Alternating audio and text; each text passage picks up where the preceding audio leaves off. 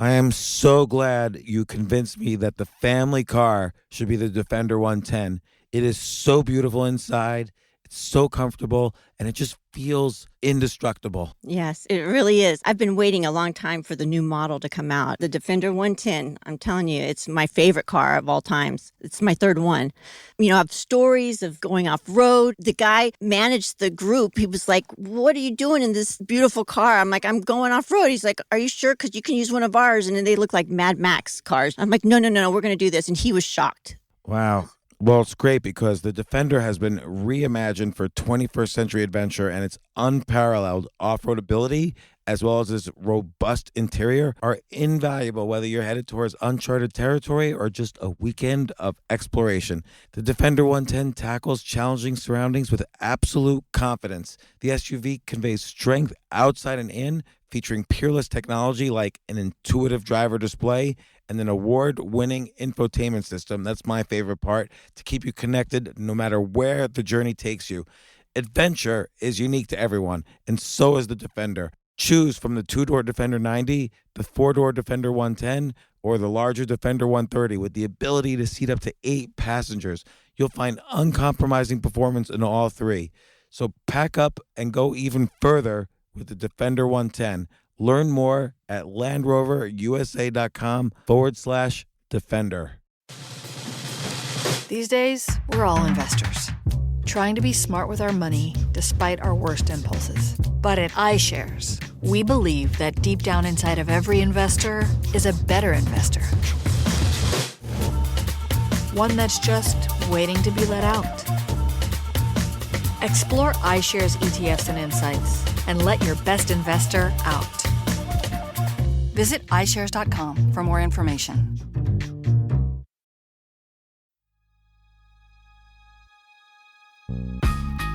This isn't your average business podcast, and he's not your average host.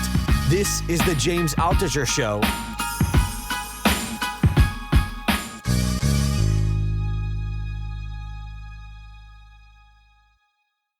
So, David, thanks so much for coming on the show. I'm really honored, actually. Like, you're the hero, as we know, and I feel, and this is for the podcast, I actually feel like almost ashamed talking to you. Like, I have never been able to exhibit the kind of bravery that you've been able to exhibit, and I don't know, how do you react to people when, they haven't served their country or I feel like most of my actions in life have been pretty much motivated by feeding my family and, my own personal, attempts at achievements and glory, not necessarily, if it's in the service of others, it's been great. Like when I write books to help others, but you've really put your life on the line to help others.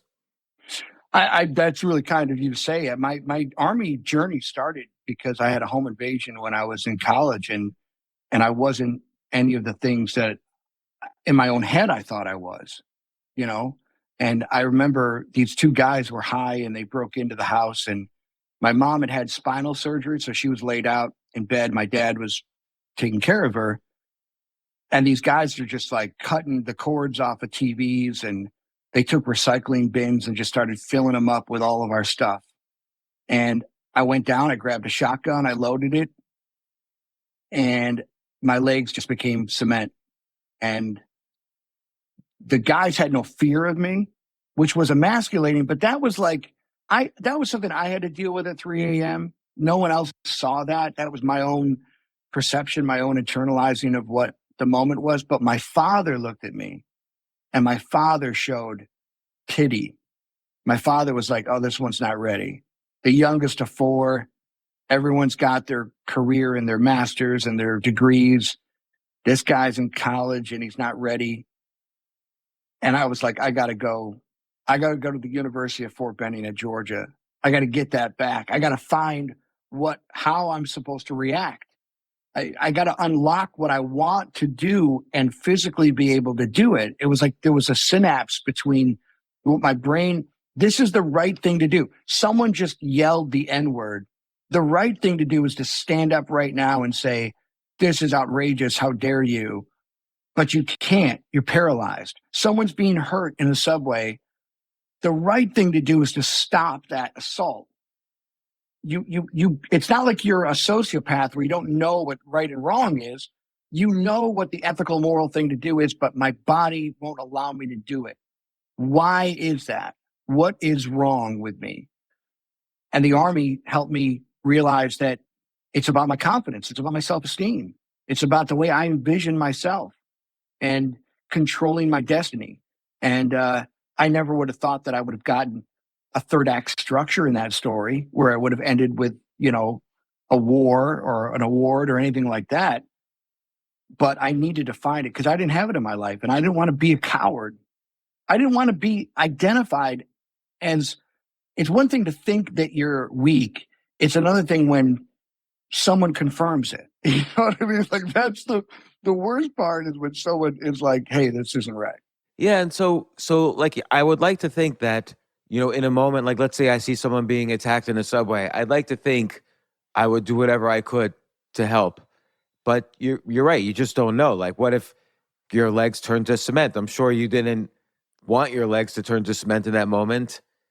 I mean, what was it like the day after, the hour after, when you had to talk about it? There was so much more. I didn't, for years after war, I thought I missed combat. I thought I missed the fight, the adrenaline, the sense that I could control my destiny.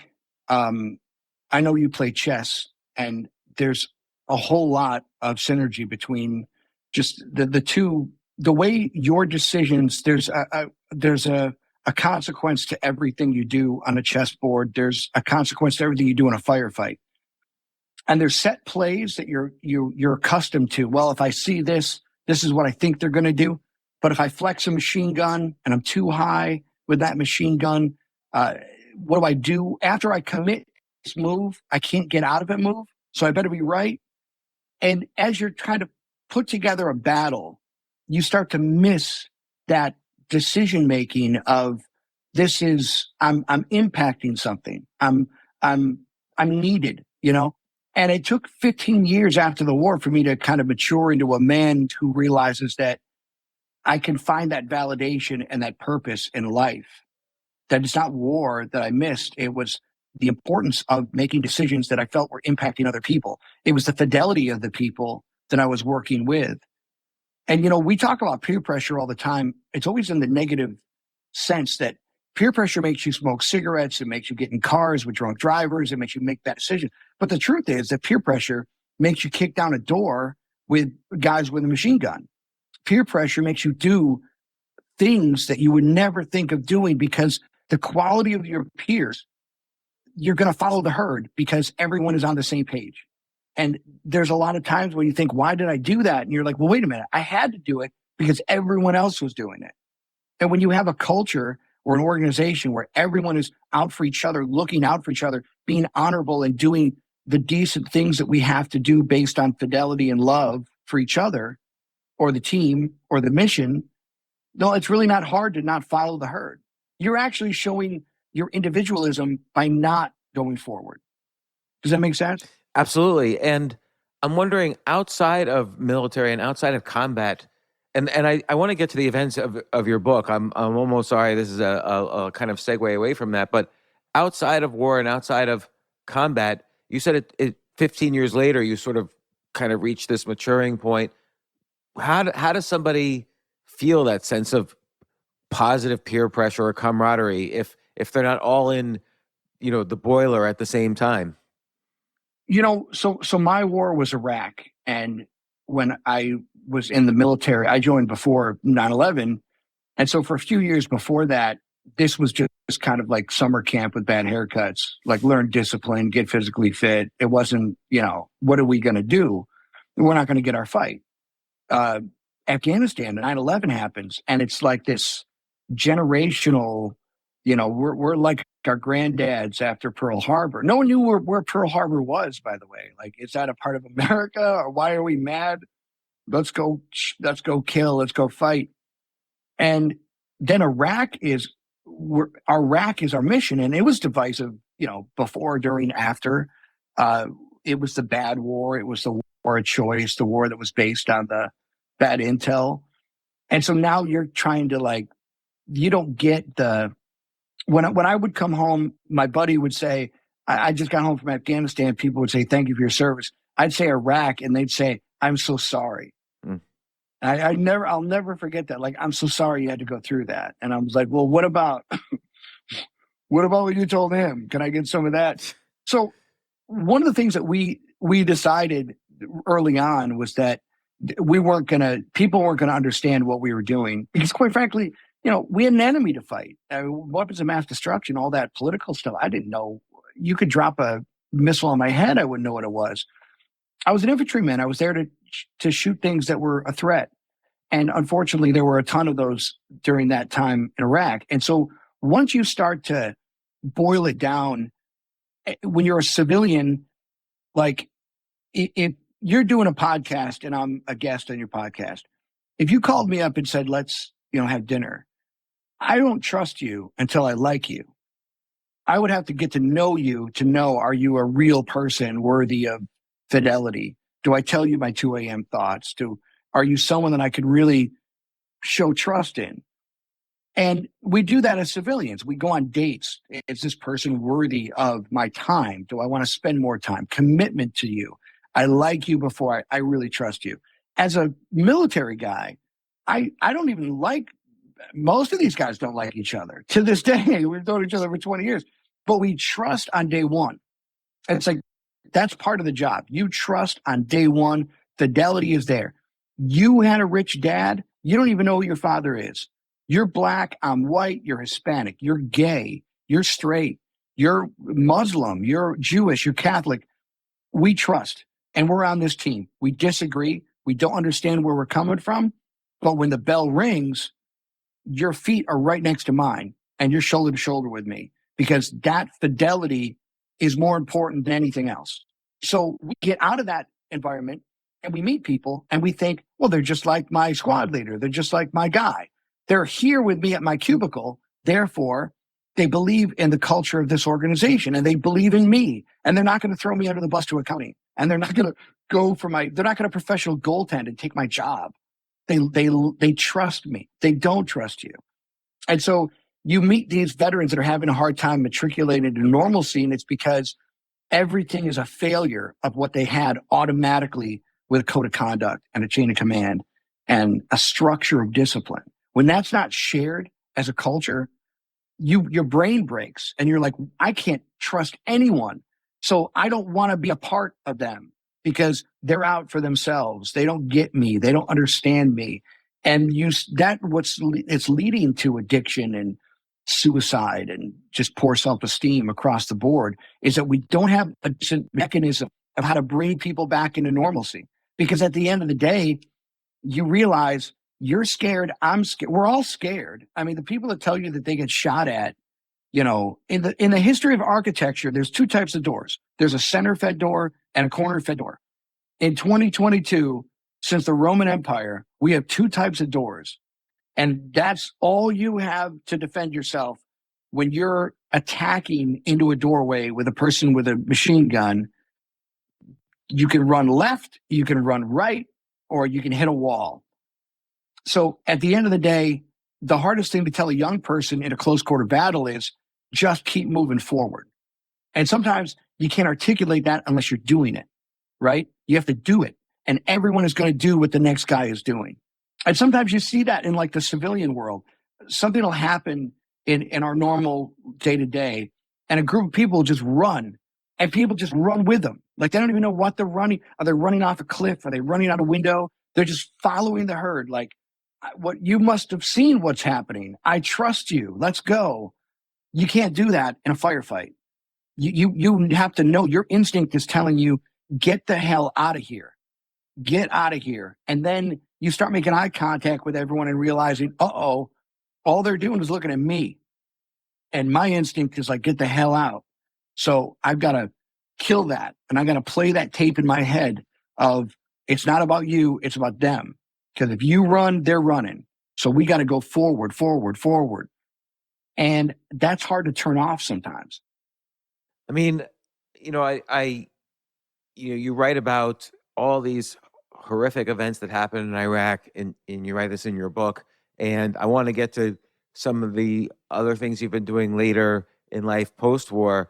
But, and again, I know you write about this in the book, but can you describe the day and the events that led to you receiving the Medal of Honor? And correct me if I'm wrong, you're the only one from the Iraq War who received the nation's highest honor, the Medal of Honor.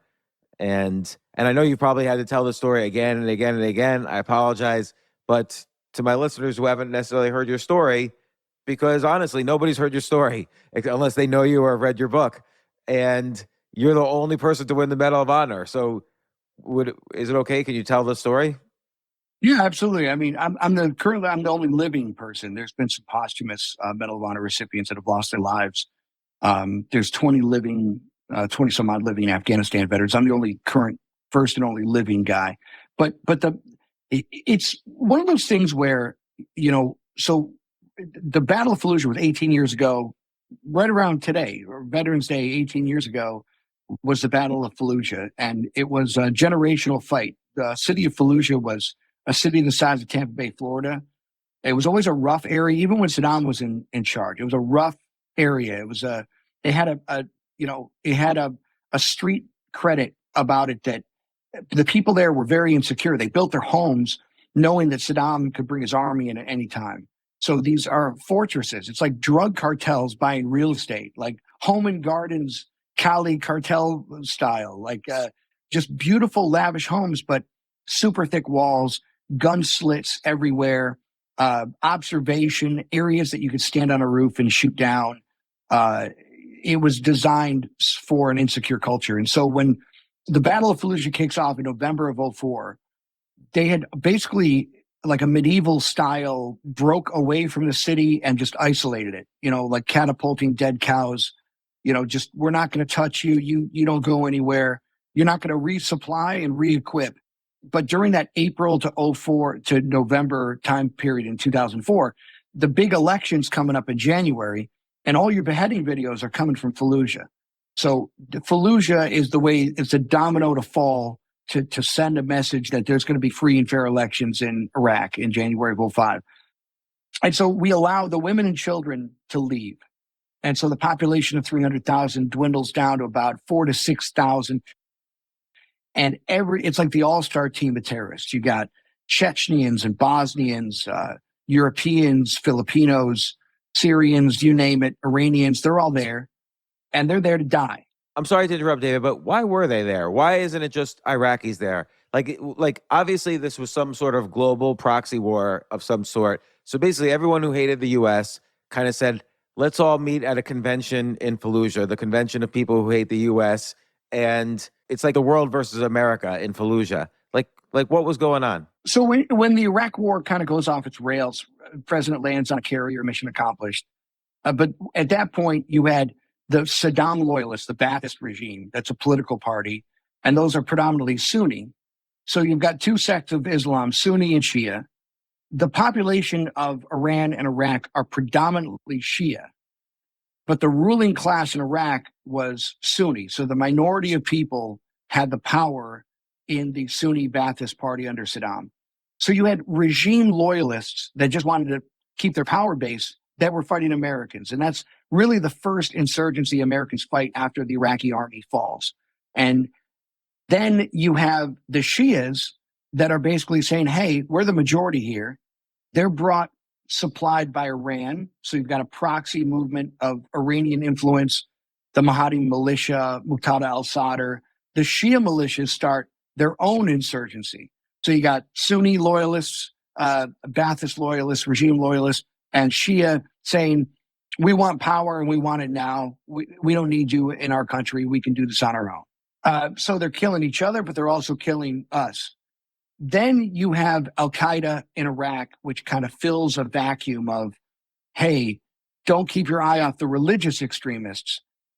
And these Al-Qaeda boys are the ones that are saying, the more Shia we kill, the more pissed off the Shias get. So we can keep making this unstable. We're going to go after Americans every day, but we're also going to kill the population to prove to the population that the American occupation is not successful because it's not securing you. If you're not safe with them here, why even have them here? So, That's so insane. Al-Qaeda becomes the equal opportunity. Yeah, it is, but it was successful. It was wildly successful because the Shias were like, you don't have our back. The Sunnis were like, hey, you know what? We're better off with Al-Qaeda. They're the bigger tribe, and they're powerful. You can't seem to fight them, And by the way, the Shias are killing us too. So if I'm a Sunni, I'd rather go with the side that at least is in my community defending me, even though they're radical crazies. But isn't Al-Qaeda Shia? Well, Al-Qaeda is predominantly at the time, the Al-Qaeda branch, the Zarqawi. You had, bin Laden's Al-Qaeda, which was global attacks on embassies and large public relations types of terrorist attacks. And then you got the Zarqawi Al-Qaeda in Iraq. It's like a Subway franchise. They branched off, sold their merchandise and T-shirts, and they branched off into like a different type of brand. And the Al-Qaeda in Iraq, they called it Al-Qaeda of the Two Rivers, the Tigris and Euphrates. That became the Zarqawi brand of Al-Qaeda. What we learned after the assassination of bin Laden is that bin Laden wasn't a big fan of this, because bin Laden was hoping Shia would join Al-Qaeda in a global caliphate, in a global fight against the West. He needed Shia as well as Sunni.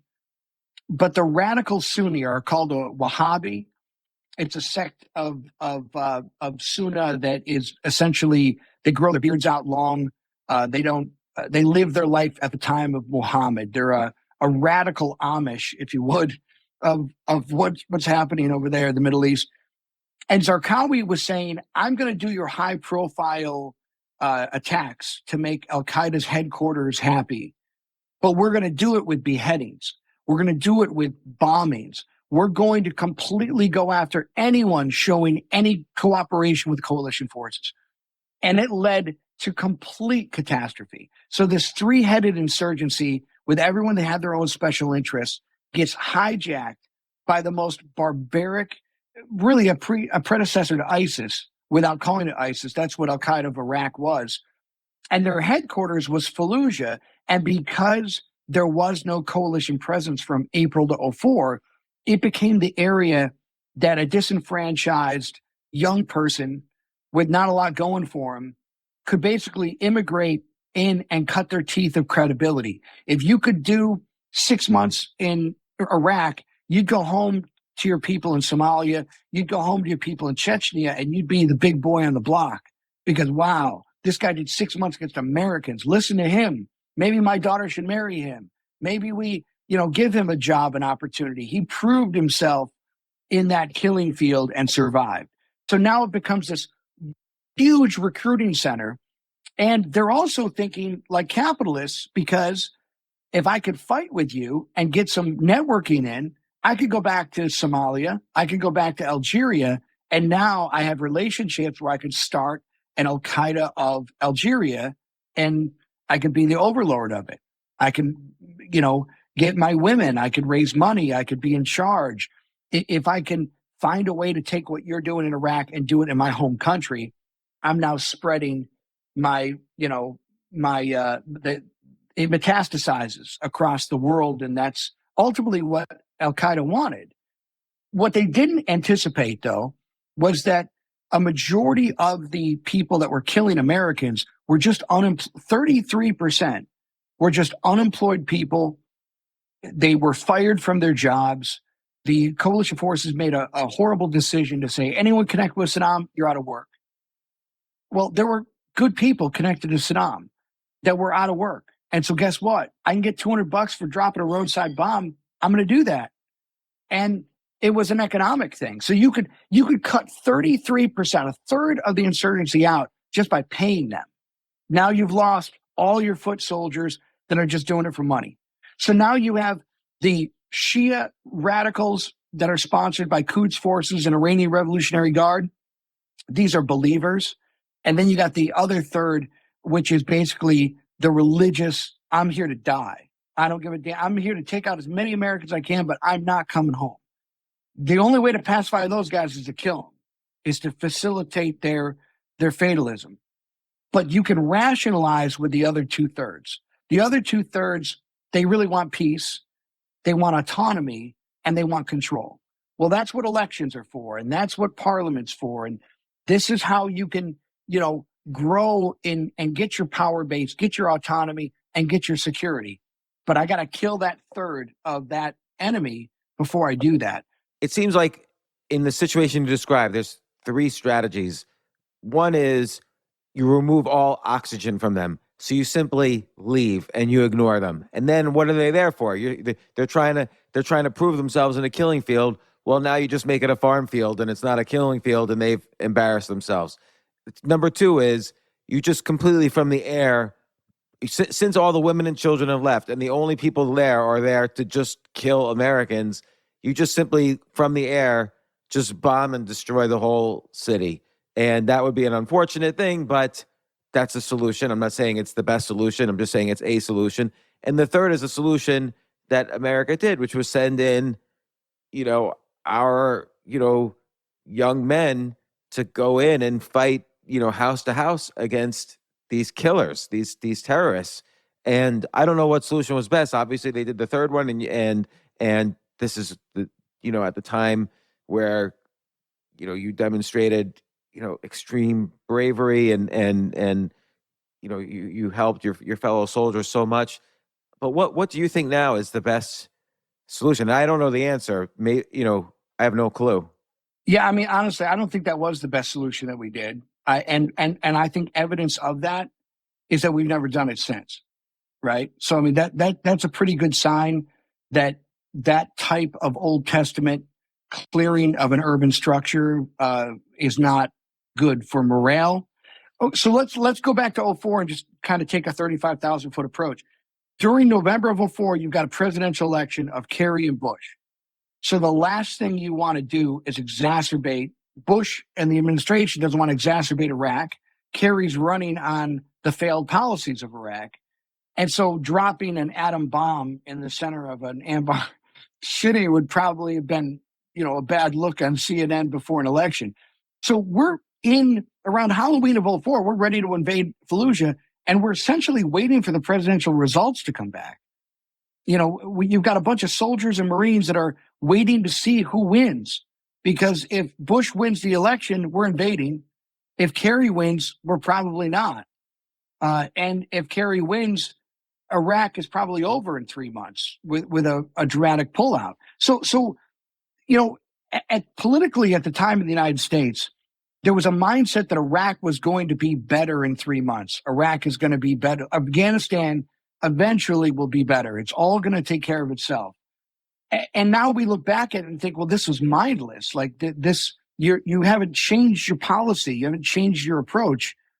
2004 was the first time. I'm an infantryman. I'm there to shoot and break things. I don't understand counterinsurgency. I don't understand why I need a population to trust me. I need a population to fear me. I don't want you to kill my friends. I don't want you to kill me.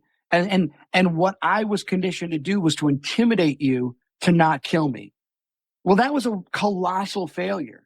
And it led to more people actually being killed. It led to more people being recruited to kill you, right? So now I kill your brother and I think, well, you know what? You're a smart guy. You don't want to mess with me. I killed your brother. But actually what I just did was I got you to tell the story of your brother. And now 8 people come in to avenge your brother, including you. So by killing a person, I've actually made 4 more. It's like you're fighting a virus, and every time you treat a patient, you've created 7 more patients. And that's what our policy was, and that's what our failure was. So it was a surge in 2007 and 2008 that completely changed the way we fought in Iraq. And I find it ironic that, 20 years of hindsight, that Baghdad, if you would have told me in 2022 that Baghdad would have been a better spot for a potential, Summer Olympic venue than Kabul, I would have said you were insane. That Afghanistan was the model of the way the global war on terror went, that Iraq was the failure. But and when you compare the two, Iraq is actually more secure and stable I mean, the recent news of what Iraq was fighting, in their parliament, they were fighting Iranian intrusion. Now that's Shias telling Iran, get out of our business. That's new because that in the old days, that's what they did with RPGs to tell us to get out of their business. Now they're telling Iran, we're Iraq, get out of we're autonomous. We're Iraq. We don't want Iran anymore. We don't want Syria. We don't want Al Qaeda. We don't want America. We don't want Britain. We want Iraqis to control Iraqi destiny. You're not getting that in Afghanistan. You're not, with the Taliban rule. So it is a juxtaposition that I don't think anyone could have really expected. But in 2004, at the time we went into Fallujah, counterinsurgency was a brand new, it worked in Vietnam. Will it work here? At that point in 2004, it was a bunch of, postgraduate colonels and generals proposing this at Army War College and people thinking, well, possibly, but let's just blow things up. And the reason why you don't want to take a city out is because when you're telling the American people that Iraq will be over in any month, in 2 months, Iraq, our boys will be home, you blow up that city. Now you have an insurgency growing from people that don't have water. They don't have electricity. The shock and awe campaign that led us into Iraq was shock and awe, but we left the internet and the lights on, right? That was a new style of American warfare. Shock and awe used to be, I'm leveling you to the ground. It's what Putin did in Chechnya, what Putin did in Georgia, what Putin did in Ukraine. I'm taking you all out, and you're going to know that we're dominant. American shock and awe was, I'm going to take out the military side, the intelligence side, the government control side, but you people will have water, and you can watch your soccer games, and everything is cool, but we're just taking out the bad guys. That was a huge part of what we didn't want the insurgents to become. We didn't want people in the streets because they didn't have food or water or electricity. We wanted them, to understand that we could fight the enemy and isolate the people from the enemy. So taking out a city the size of Fallujah just didn't make any sense.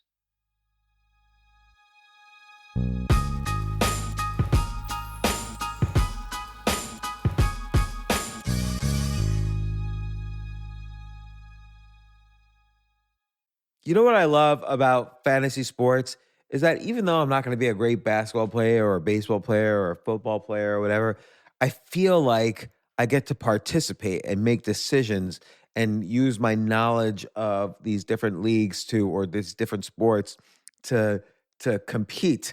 So it's like I can pick my team or I can pick my favorite players and I could use my knowledge to make predictions and maybe even make money. So with the basketball season here, you can now pick combo projections across football and basketball from the Specials League on Prize Picks. This is a league created specifically for combo projections that include two or more players from different sports or leagues. Want to play alongside some of Prize Picks' favorite players like rapper Meek Mill and comedian Andrew Schultz, who's also been a guest on this podcast, and I've been a guest on his? You can now find community plays under the promos tab of the app to view entries for some of the biggest names in the Prize Picks community each week. Look, Prize Picks even offers a reboot policy so that your entries stay in play even if one of your players gets injured. For football and basketball games, if you have a player who exits the game in the first half and does not return in the second, that player is rebooted. Prize Picks is the only daily fantasy sports platform with an injury insurance policy. What? So, I love playing it. I love anywhere where I can use analytical ability with my interests to demonstrate some skill and maybe make some money. And I like the game-like aspect. I do wish they had chess as a category on prizepicks.com, but I'll settle for what they've got. Maybe I should make my own fantasy chess league. But in any case, I love Prize Picks. Go to prizepicks.com/James. Use code James for a first deposit match up to $100. That's the easiest $100 you're ever going to make. So that's prizepicks.com/James and use code James. Daily fantasy sports made easy.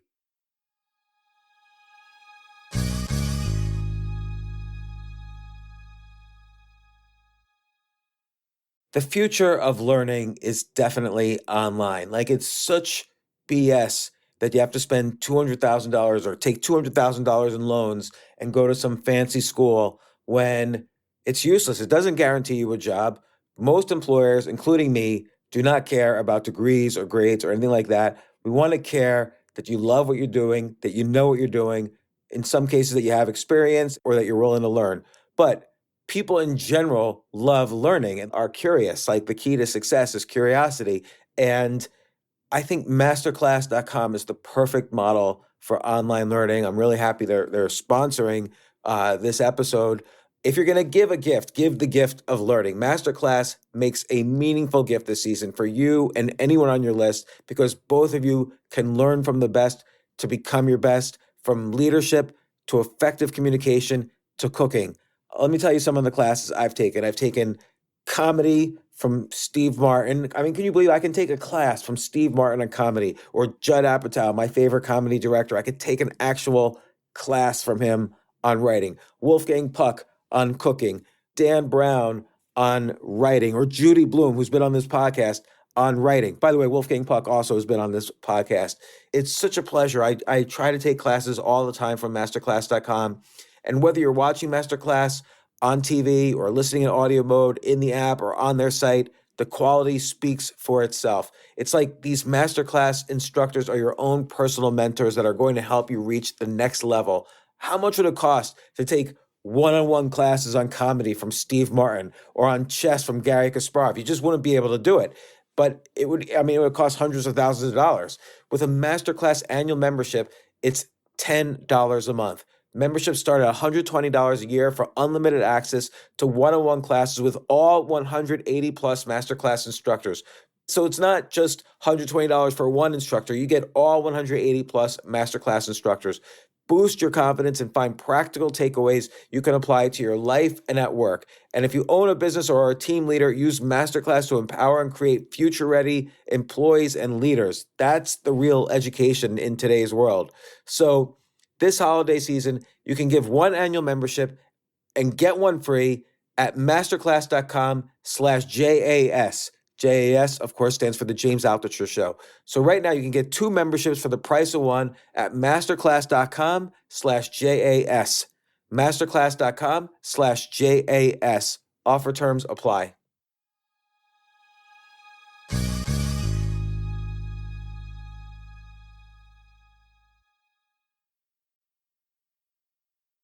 So obviously we invade Fallujah. It's only left with a small percentage of the population.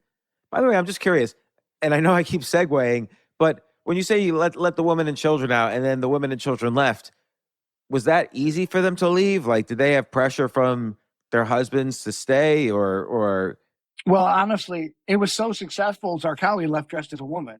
The problem that we had, no, really, all of the leaders of Al-Qaeda that we were hoping were going to stay actually escaped dressed as women. So, we would have preferred at that time, we would have preferred, another 1,200 military age men to stay because we know that ultimately we'd have taken them out too.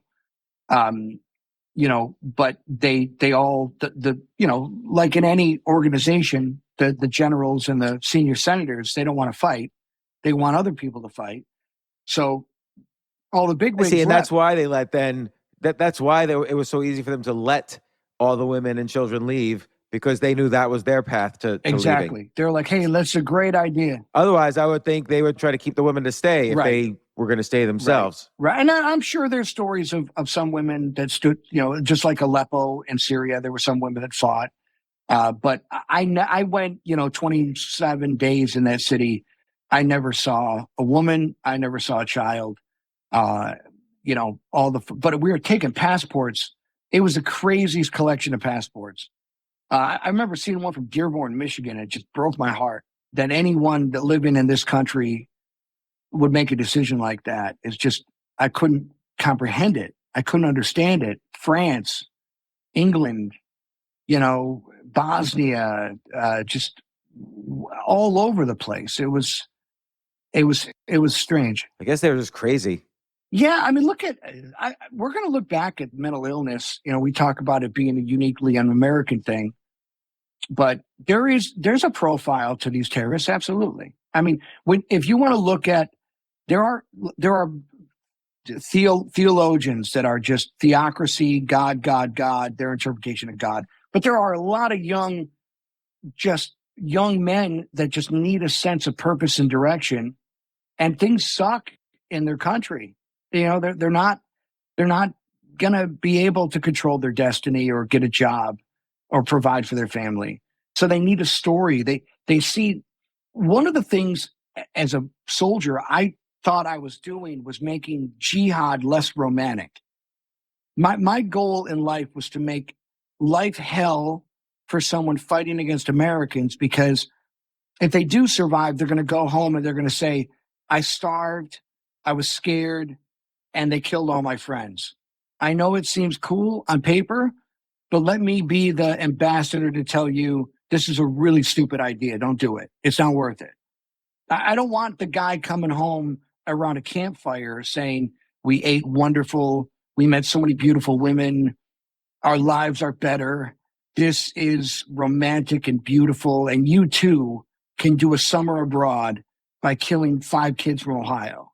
My job was, I'm going to make your life a living hell. I promise you, you're going to hurt, you're going to suffer, and this is going to be the worst experience. If you live through it, you are going to walk around, catatonic from the fear of going against the American military. That's what I lived for. And my leaders were telling me, that's not counterinsurgency. That's the opposite of what we're trying to do.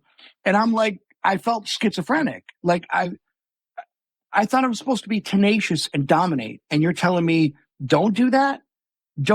If a guy is shooting at me and there's a woman or a child near him and they're watching it, don't kill him, because the woman and child will see the guy die and have a negative impact on America. That broke my brain. I'm like, I don't care about the Pew poll of what people think about me and my approval rating. I'm trying to go home to my family and save my guys. Like, I'm here to defend us, defend the innocent people of Iraq, but a person shooting at me is no longer innocent. There was a huge schism in the military between, at the time, I didn't get it. As a man in my 40s, I understand it. Going through COVID and perception, misinformation, how people that don't know facts will just put whatever they want out there. I get it now. I understand it. I didn't in my 20s. And so having leaders that got it in 2004 and realizing that they were right in 2022 is a huge part of this book as well, to just explain. There was a lot of things I didn't understand at the time that I do now. And so, okay, so you're doing the impossible task of going house to house, sort of finding insurgents and, doing whatever it took to either, take them under custody or stop them from killing people or killing them or whatever it is. You're going door to door. Were you? I mean, you must have been scared. I know this is a cliche question. I feel like all I'm asking is quite cliche questions, but you must be scared, right? At that point, like every door you walk in, someone could just be sitting right behind the door with a gun and is shooting the first person who comes in. Yeah. So this type of fighting is actually far easier than what we were doing. So this was at the end of we did a year in Iraq, and this is like month 9.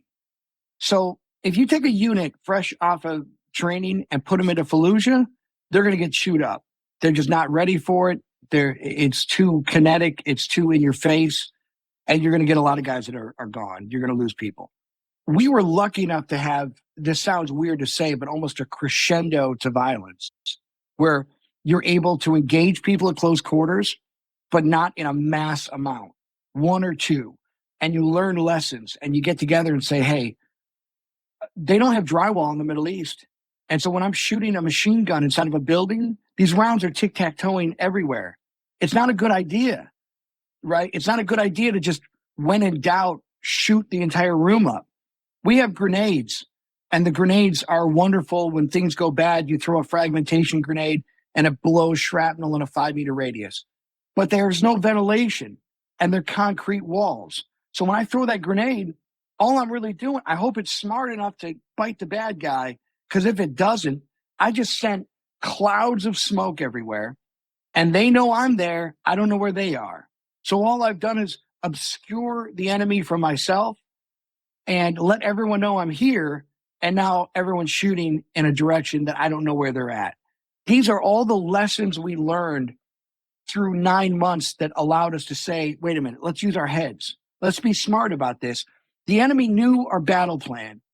And so they started to booby trap all these houses, knowing the way we fight. So we had to take that approach of they want us to go through the front door. They're going to brick up a door. You open the door, it's a brick wall. They would take out stairwells, stairs that go to the second story. They know we like to go on the rooftops. I remember jumping on a roof, and these guys had sledgehammered the roof off and the second story floor completely gone. So you're jumping on what you think is a rooftop, high wall.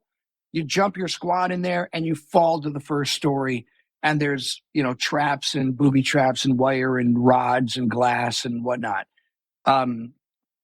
They were prepared. They read our books. They know what we're going to do. So we had to start to think. And, people think of combat as not like an intellectual exercise. It's like you're playing chess. I know what I want to do. I want to defeat you. I know that. I know what the enemy has. But depending on what you're going to do is going to depend on how I go at you. And if you start to go asymmetrical, is it because you don't know what you're doing?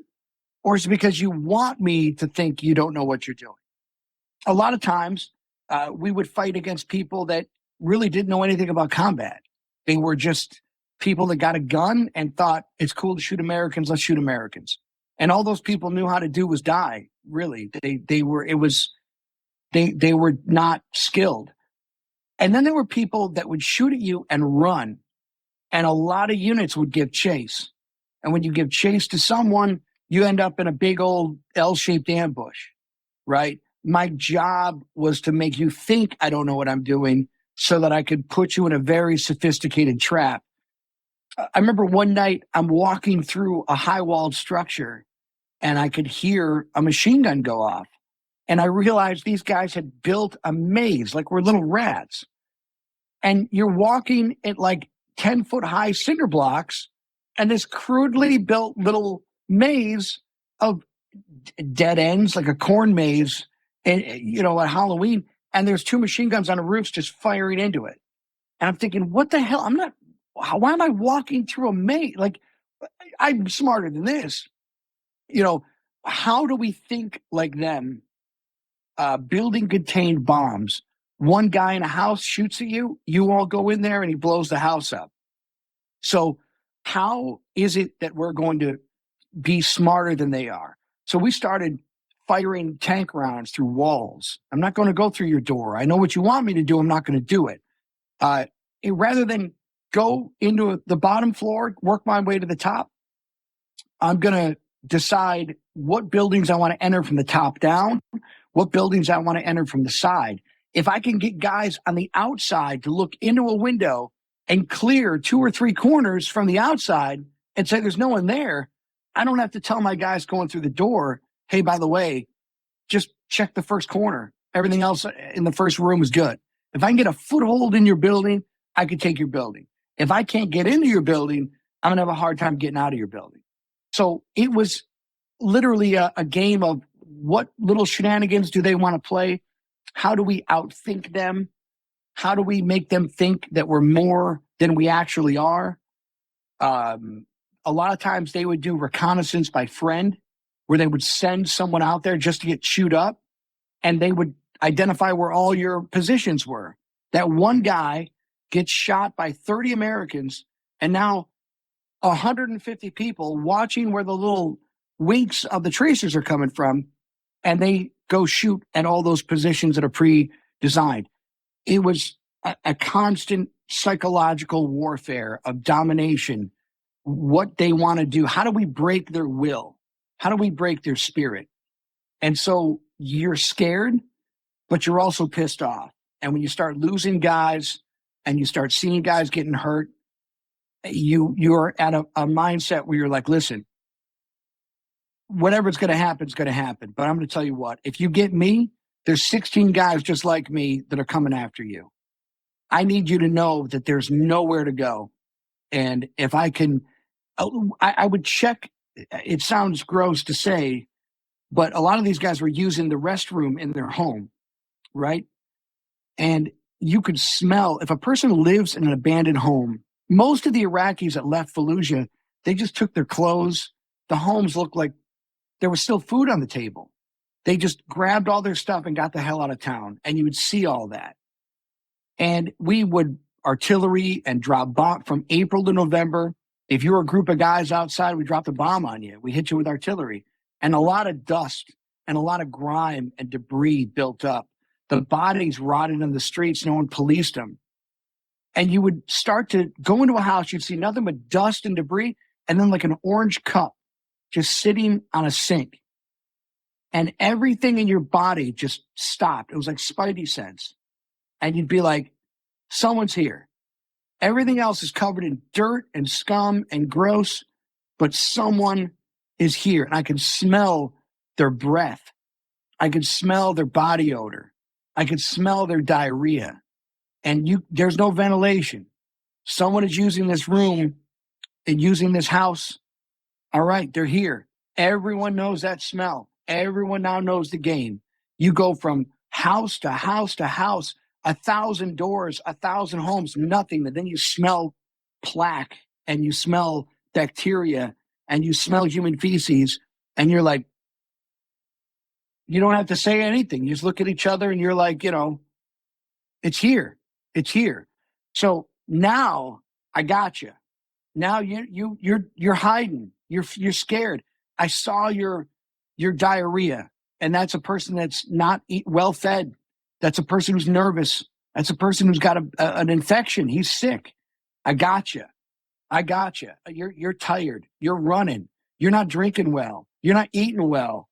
I'm going to smoke you out now. And you're building that confidence of, we got this. We got this. And then, like combat, you get bad luck where the enemy has a say. And you go from feeling like Thor, walking around, I'm America, no one can touch me, to, I should have gone to dental school. This was the worst decision of my life. I'm not good at this. I'm not a SEAL. I can't get my sideburns even. I'm just a guy from Buffalo, and these guys they're from all over the world.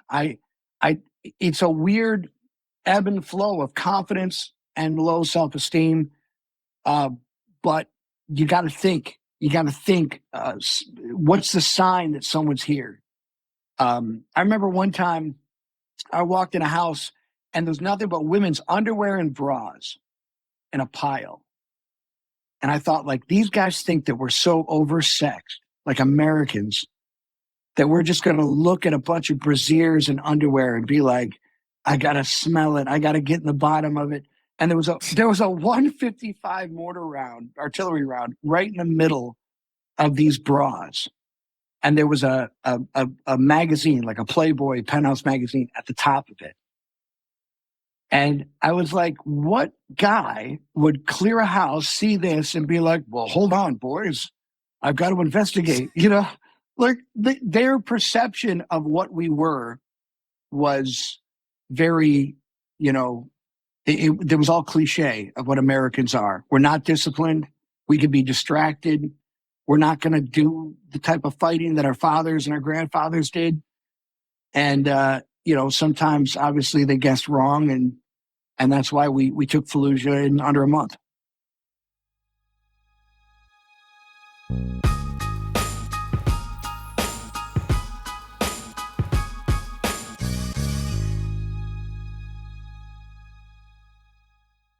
Oh my gosh, I love these clothes. Mizzen and Main, that's Mizzen and Main. It really is the most comfortable work clothes. Travel clothes. I had to travel this whole week. I'm traveling for a week and a half, and I just took Mizzen and Main clothes with me. Close out 2023 in style with comfortable, breathable, packable, and machine washable pieces from Mizzen and Main. As you wrap up your year-end goals, enjoy a Mizzen and Main dress shirt that you can wear confidently. I like that they've very, very just nice, solid colors. I don't really like to get all fancy in patterns and everything, although they do have some pattern shirts. but very comfortable clothes, stretchable pants. It's just super comfortable, but they look professional, and you can wear them casually or professionally. I like some of their flannel shirts or untuck shirts. I love untuck. I never tuck in. So again, whether you're shopping for a special someone or giving yourself the gift you really want, I just buy myself gifts. Mizzen and Main is the perfect gift for any guy who works, travels, and or cares about looking and feeling great. As you could tell by my many photos across the internet, I care about looking fantastic. I'm practically a model. And let's be honest, every guy loves to look great. So again, shop now at mizzenandmain.com and save 20% when you spend $130 or more using promo code James. That's promo code James at Mizzen and Main, Mizzen and Main.com.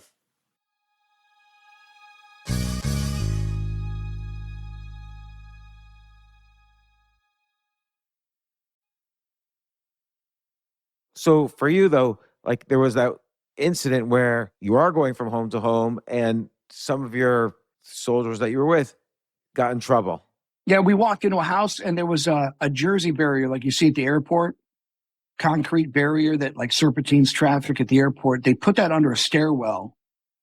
And so you got the stairs going up and the Jersey barrier down. It's almost like a bunker, right? They got overhead cover and they just put their little machine guns on it. And we walked in the door and it was like, and then the house had C4 all over, propane and blocks of plastic explosives everywhere. And so they opened on us inside the house, and the guys coming in, they opened up outside the house. So there was two enemy positions shooting simultaneously. Well, our machine gunners outside started shooting in. And so now you have fire coming at you inside of a house and fire coming through the walls outside of the house. And honestly, you couldn't stand up. You were just hugging the earth, waiting.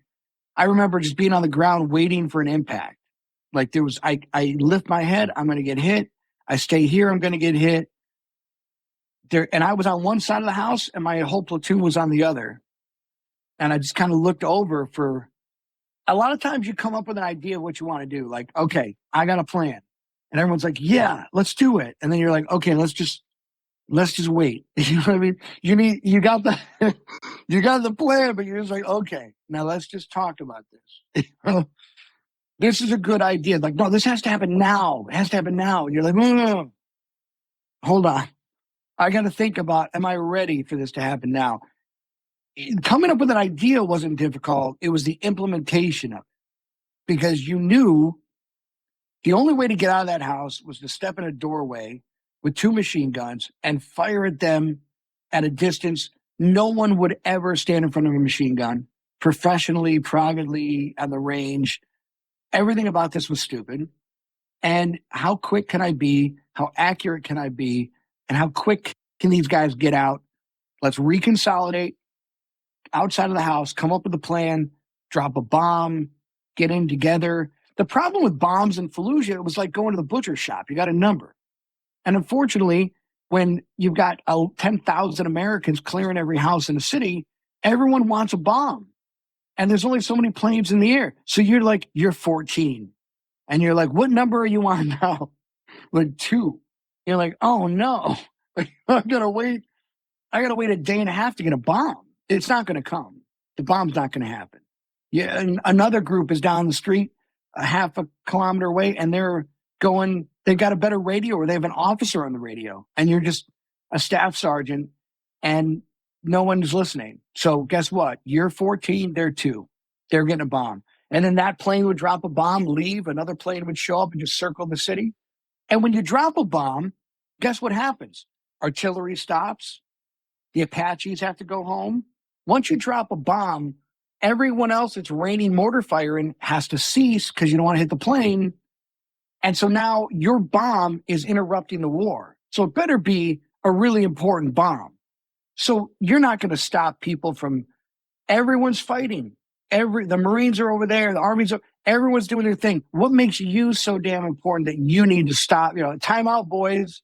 I got something really bad here. I got a hammy injury. I need to cancel the Super Bowl. And it's not the way it works. So I'm asking for a bomb, and they're like, okay, bud, I'd like a unicorn. It's not happening. Come up with another plan. So I came up with a plan, and my rifle got hit by a round. It was in op, and I asked for a squad automatic M249 machine gun, and I just said, slide it to me, and they did. And I was like, it was way too fast. I was like, wait a minute, what if I want another one? I mean, like, everything I asked for just showed up, and I was like, oh damn! And everyone's like, waiting on you. And so I was like, okay. And I stood up, and man, those legs were just like they were in that house when I was a kid in college. They were concrete. And I was like, I'm right back. I got to move. Everyone's watching me. Everyone's watching me. I got to do the best acting of my life to let them know I'm good to go. Do I want to say something dramatic? Do I want to tell my family what do I want to say? Or do I just want to say, you know what? I'm going to see you in 5 seconds. I got this. We're good. You know, we're going to be all right. I'm going to just walk in this doorway and juice these boys, and we're going to call it a day. We're going to drink some water and maybe get a hot meal in a couple of days. We're going to be all right.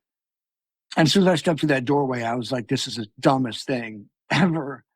And then I shot all my rounds, and I was out of ammo, and I didn't know what to do at that point. And were shots being fired at you at that point? Because their machine guns were still going. Yeah, I kept their heads down where it started. As soon as I walked through, the guns opened up. But as soon as I started firing, they stopped. And then they were kind of shooting without looking, just kind of, their heads weren't up, but they were still squeezing the trigger. And even though they weren't acting. But they knew where you were, though. Right. Like, they knew where you were. How come they couldn't just. Because I was walking to the side of this. So I was basically on the stairs, shooting down, trying to like a leaf blower, just kind of like holding the machine gun. If I stayed in that doorway, I would have been smoked. So I just kind of moved towards the stairwell where I knew that they were under me, and I could just kind of smoke them from below. But it turns out I'm not a very good machine gunner when I'm being shot at from 2 feet away and I'm on a stairwell. So I didn't injure them. I didn't hit any of them. And I was out of ideas when that machine gun ran away from me, which is basically, it shoots so many rounds that even though I'm not pulling the trigger, it's shooting. It's just eating through that machine gun, and the trigger is pressed and my finger's off it, but the gun is just going to go until it's out of ammo. And it's not controlled, but you've just got to point it in the direction you want it to go, because you can't stop the shooting at that point. I was out of ammo, out of options, and I just ran the hell out of there. And as soon as I ran out, the bullets started flying again. And it was such a demoralizing feeling of, I didn't even wound these guys. Like, not one, not even like a shrapnel cut, nothing. I didn't hit them. And I just ran the hell out of there. And then it got personal. And when it gets personal, you're not really making sound decisions at that point. Now you're like, I got to do this, because I didn't know how many people were in the house. I saw 2, and I was good. I could take 2 guys out. I felt good. I could take 2 out, but I wasn't thinking, if a guy died after that, I would have to live with that for the rest of my life. And so I was like, I should have ended it right there. I should have walked in, put that right in their face, and I didn't. And here I wanted redemption. I wanted to prove myself. I had the chance, and I completely nutted up, and I completely didn't take advantage of that fairy tale opportunity to do what I joined the Army to do. And I had my shot, and I blew it. I was so pissed off. I was so angry. I was like, give me a rifle. I'm going back in. I'm going to take a guy with me. I'm going to put my dudes around the house, and I'm going to do this Old Testament style myself with my buddy.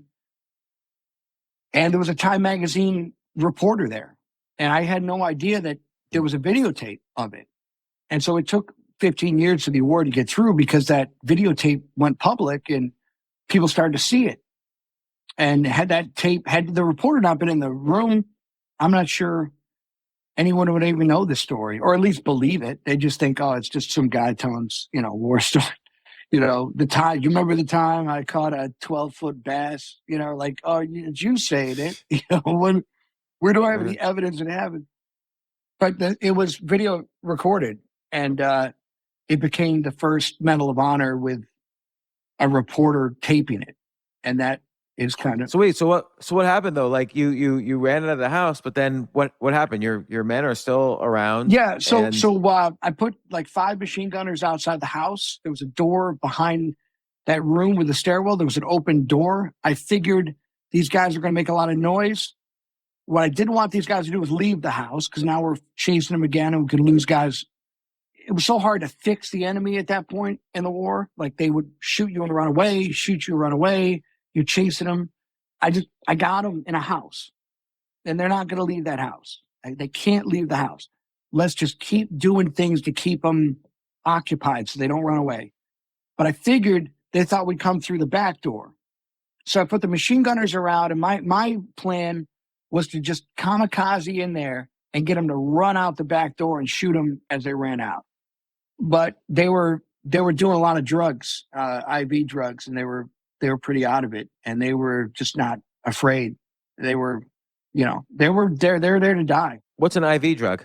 They were their arms were tied off. They had like belts on their arms, like tourniquets. We found needles and spoons, and whatever they were injecting was making them brave enough to just say, we're prepared to die, but we're gonna. I mean, they weren't dropping. I was hitting them repeatedly, and they weren't falling. They were just, zombies. If you didn't hit them in the face, they were going to keep coming. And so what happened? Did you go back in the house? And I go back in the house. My guy gets tagged a couple times. He doesn't have a proper weapon system, but he's got a lot of heart, Scott Lawson, and he kind of just held one position. I found myself in a room that I hadn't cleared, and I'm just popping people at this door, and I don't know if it's the same guy, if it's the 2 guys. It's dark. There's a lot of water everywhere because we lit the house up with Bradleys and other vehicles. So we ruptured all the water. And it was just a matter of like, am I shooting the same guy? Am I fighting the same 2? What's going on? I'm in one room. It's a master bedroom, and I'm dropping people at the door, and they're falling, and they're crawling away, getting back up, falling. And like, is that 1 guy? Is that 2 guys? Your head's going. And then I just start seeing tracer rounds going horizontally. I'm in the corner of a room, and there's tracer rounds going like across me. And I'm thinking, am I missing? Like, did I damage my rifle? Like, what is that? And then I stopped shooting, and I saw it. And I was like, dude, there's a person in this room. Like, I'm busy with the door, and all these circus clown, clown car opened up. How many are in here? I found a nest of vampires. Like, how many dudes is it? And then the wardrobe, it's like a giant wall locker, just opened up, and this guy came flying out of it, and he trips on the bed. He ran over the bed, and he had his AK like under his armpit, but the muzzle was behind him as he was running out. So he was shooting to like get away from me. And I just popped him at the door. And as he turned, I hit him in the back. And as he turned, I just saw a look on his face of just complete fear. And I was like, wow, like, he's more scared than I am. That made me feel like I got, I'm working this. I'm getting him, right? And then I thought, I'm on the bottom floor of a house, and all my guys are going to come in. And I train these boys. In a situation like this, you shoot everything. You frag, you 40 millimeter grenade, machine gun. You shoot. When in doubt, shoot about. This is a high intensity enemy in the wire. We're going to kill. I'm going to get killed by my own dudes. I'm in the corner of a dark room. I got to get out of this room. So the best thing to do is get to a second story when my guys come in, get behind cover and be like, hey, I'm good. Don't shoot me. I need an elevation. Let them shoot up the bottom floor. And then I'll be higher up, and I could just tell them, I'm alive. But the guy when I got to the stairs, it was just covered in blood. So wait. So the guy who was running out of the room, I guess you say you were able to get him. I wounded him, but he ran up the stairs out of the door. And at that point, again, I think there's two people. This guy would be the third. At that point, there's four people. And what I know about this award is what they found in the house after I was fighting. I thought there was the guy. I knew I killed one guy at the stairs when I walked in with a rifle. I knew he died, and I knew I wounded one other guy. And then I knew I was exchanging fire with people shooting at me from a doorway. I thought it was a wounded guy. I didn't realize there was other guys coming down, doing everything else. I just, at the time, I only thought there was two. And this guy jumps out of a wardrobe. I'm like, all right, that's the third guy. There's only three people in this house. Turns out to be, 6, 5, whatever the Army gives me credit for. But I'm just thinking whatever's in front of me, I'm going to put down. And I'm not doing a count. This isn't like a video game. I'm in the bonus round.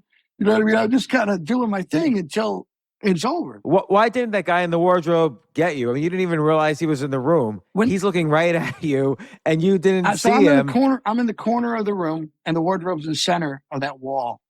And when he falls, the wardrobe falls down on the back of his legs, and he goes to run. Again, I have night vision. He doesn't. And so when he runs on the mattress, he loses his footing. And so he goes from shooting wildly to falling. And when he falls against the door is when I popped him. So I got him before he was even able to, all he was doing is running for the light of the door. I don't think he had any idea. And he was wounded. Oh, he was wounded. Yeah, he was bleeding all over the place. I figured he's wounded, he's scared, and I don't want to be on this floor to get killed by my own guys. So let's just kill him wherever he is. And I'm going to have, I'm going to be okay. It's going to be an attaboy high five. Let's get back to work. There was 3 of them and I got 3. And I didn't realize he had a lot more fight to him. There were other guys above him. And it just kept a circus of really bad decisions. Situational awareness wasn't the best. And I just, there's nothing you could do. Once you're in that spot, what are you going to do? You're going to quit? You're going to be like, time out? Like, I need water. You know what I mean? Like, I didn't know what to do. I just kept going until my boys showed up. And so what happened? They showed up, and by that point, was it clear? So the guys in the room, I fragged that room. There's propane everywhere. I don't want to shoot anymore because I don't want to blow the room up. I don't want to blow the propane up. It gets into a hand-to-hand thing. The whole story becomes kind of a story that people talk about because of that one guy and, the fact that I used a helmet and a knife and everything else because I didn't want to shoot my rifle. I didn't want to blow the building up. I know my guys were downstairs. I was dead. They would all be dead if the building blew up. And so I just thought, well, he's wounded. I could take him. And I didn't realize how people fight when they fight for their lives. You think, you're just going to quit. And he didn't quit. He was literally fighting for his life. And he gave a really good fight back. And it made me question everything. Like, I don't know if I have the energy even to, maybe I can just subdue him. But now I got a room that's on fire. Smoke is everywhere. It just, and then he's yelling to someone who's yelling back. And I'm like, well, dude, this guy's wounded. And I've been beating him for, 5 minutes and he's still fighting. And now a guy is yelling back. I've never met this guy and I know he's not hurt. What if he's healthy? I don't have the energy, to do, I thought this was over. And this guy just starts biting and it got really animalistic, and it was pretty devolved. And it was 2 guys just like dogs going at each other. And, you do what you can to eliminate a threat. And it's horrible. It's really, really horrible. And I was able to take him out without my rifle in a really barbaric way. But, I needed to just get out of there. I don't have a helmet anymore. My vest is open. I can't find my rifle. It's somewhere on the ground. And as stupid as it sounds, I wanted a cigarette. I just wanted to get on the porch and just have a quick, chill and get a cigarette and use it for light, really. It was a tactical reason, too. I wanted to use my little cigarette to see what's around me. And as I'm doing that, I know a guy's above me. It's a second story, like, patio, but there's a third story roof. And it's a giant house. And this guy just jumps down. I don't know if he smelled the smoke or if he knew where I was or whatever he did. He jumped a story and a half. And it was like the Joe Theismann Monday Night Football thing. Like he broke something serious, and he was in excruciating pain. And I hadn't hit him. The pain was self-induced. He jumped down and just kind of hurt himself really bad. And he dropped his AK. And when he dropped his AK, the magazine came out. And now I'm hoping I remember how to load an AK and, ride the bolt forward. And, I'm not an expert in AKs, but I'm doing my best to learn. Adrenaline, And I put it on fully automatic, and I just zipped whatever he had left in that magazine. But, man, I missed him. Fully automatic, 2 feet away. It went everywhere but him. But it caused him to fall and realize this is bad. And I ran into the room, found my rifle, and just shot him. And he kind of jumped to a second canopy. And that's when the machine gunners outside saw him and took him out. So the day was over. Wow. And first off, who were they? Were they Iraqis? Were they from somewhere else? Did they know each other? Like, who were these enemies? We found, so we eventually got the bombs. The craziest part is that when all this ends, the bombs are like, we're dropping the bomb. And we're like, no, we're in the house. Like, we were searching everything as the bombs came in. And so the fight ends and we leave. A bomb comes in. It's a dud. We go back in. We do more searching. Another bomb comes in. That's a dud, which, I mean, again, I don't know what the hell, how that works. But then the third one came in and blew up the two duds and the other one. And it just was the biggest explosion ever. But in the interim time between duds and bombs, we found a Hezbollah flag, a turba, which is like a prayer stone that Shias use. When they prostrate themselves, they don't put their heads on the ground. They have a stone that they put their head on. But the Palestinian Liberation, Hezbollah, there was Iranian. They weren't. I was speaking Arabic. There was a time when we were kind of yelling at each other. They weren't speaking Arabic. On the videotape, you can clearly hear them not speaking Arabic. So we don't really know exactly, but just judging from the artifacts that we found, we believe that they were Hezbollah. Somewhere with either Iranian Revolutionary Guard influence or somewhere from another section, not Iraqis and not Sunni Al Qaeda. So you were never able to identify exactly who these people were?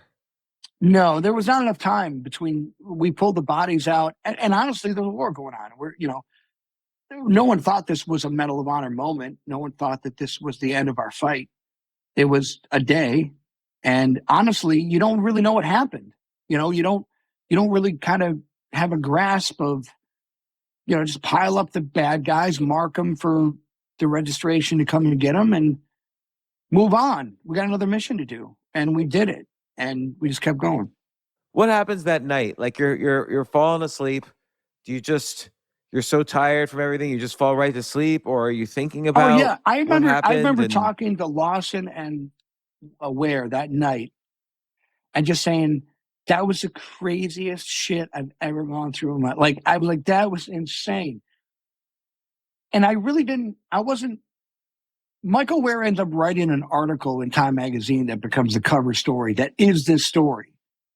And I wasn't really even thinking of him as a reporter. He was such a huge part he was in the house.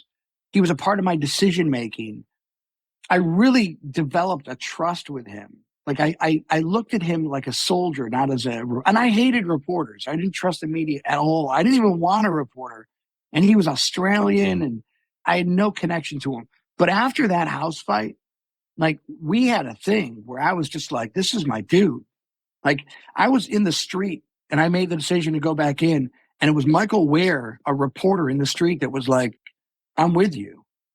And I'm like, awesome. You know what I mean? Like, so he's in there with no weapons. Nothing. He's in there with no weapons, and people are firing at him. Like, how did he survive? I almost killed him because he was running around. Listen, for years, the contention between Michael Ware, I didn't have a relationship with Michael Ware until, I mean, I respected him and I admired him. He was like a big brother to me. But for years, he was upset at me because I was telling people he didn't go in the house. I thought he put his camera in the house and left. When he made a video, a documentary called Only the Dead for HBO. And in that documentary was the first time that I realized that not only was he in the house, he was right behind me the entire time, that he was filming everywhere I went. I had no concept of that. Was he in the room with you, with the room with the wardrobe? He was a bit, well, so it's super dark and it's more audio and flashes than it is actual video because of the light in there. But he was in that room because that's the room. He starts whispering, I'm a journalist. And I was like, who is that? Is that Lawson? Is that one of my guys? Is that a bad guy? These people are sneaking around. And I took a shot at the door. So he is in that master bedroom because there's a scene where he had the camera and a round went right by him because I took a shot at whoever was coming through that door. Guy, what if the guy in the wardrobe had hit you? Was he just dead then because the guy in the wardrobe would have gone after him? I don't know what Michael Ware was thinking, honestly. I embedded, when I got out of the Army, I wanted to be like Michael Ware because I was so impressed by him. And I started to embed I did a couple trips to Iraq. And I realized that no one cares about you. Like, they don't give a damn whether you live or die. There's no fidelity. You're a burden to them. They don't. So honestly, I don't know what he was thinking. He could have been killed by our forces, by his, the enemy. He was there to cover a story. But I'd like to think he wasn't there to cover the story. I know how he feels about me now because I feel the same way about him, but I don't know what road brought Michael Ware into my life, but I know that he was so damaged that he had to be in Fallujah. And I don't know what that says about our souls or anything, but I really believe that he went in there because of me. Like, he wasn't covering the story. He was like, I talked you into this and I'm going to stick with you. And that's what has kind of glued him to me for the rest of my life, where he's a part of he's a ramrod. He's a part of my team. Well, remember the ramrods. Michael Ware is one of those guys. He's a part of that team and will be forever. He's an Army American soldier, even though he's an Australian journalist. He's the real deal, and I believe he was in there for me. I do.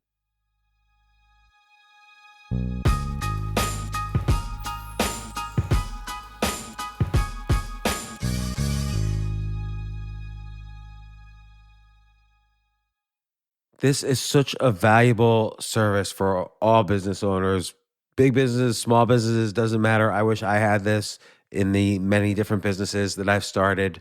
Sometimes it seems like your business is humming, but then suddenly you don't understand it. You're starting to fall behind. You're not understanding where your costs are, where your revenues are, where your payments are. Teams are buried in all sorts of like BS work, and you can't seem to close the books. So you need like one dashboard, one source of truth. I'm jealous of this business, NetSuite from Oracle, of course, NetSuite by Oracle. I wish I'd come up with this idea. It's a brilliant concept to have all your business intelligence on one dashboard. This is why you need to know these three numbers: 37,000, 25, and 1. So 37,000, that's the number of businesses which have upgraded to NetSuite by Oracle. NetSuite is the #1 cloud financial system, streamlining accounting, financial management, inventory, HR, and more. 25. NetSuite turns 25 this year. That's 25 years of helping businesses do more with less, close their books in days, not weeks, and drive down costs. One, because your business is one of a kind. So you get a customized solution for all of your key performance indicators, your KPIs, in one efficient system with one source of truth. Manage risk, get reliable forecasts, and improve margins. Everything you need to grow all in one place. So right now, download NetSuite's popular KPI checklist designed to give you consistently excellent performance absolutely free at netsuite.com/James. That's netsuite.com/James to get your own KPI checklist. netsuite.com/James.